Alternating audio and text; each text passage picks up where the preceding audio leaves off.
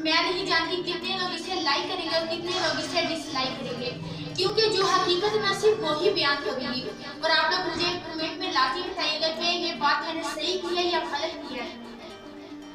जो लड़के 14 फेब का इंतजार कर रहे हैं, जो लड़के 14 फेब का इंतजार कर रहे हैं, क्या पता उनकी बहनें भी इस दिन का इंतजार कर रही हों।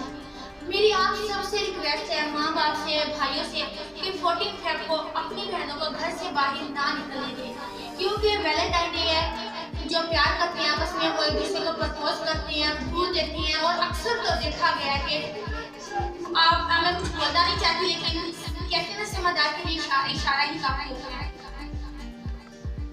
फरेब का महीना आ गया है, फरेब का महीना आ गया है।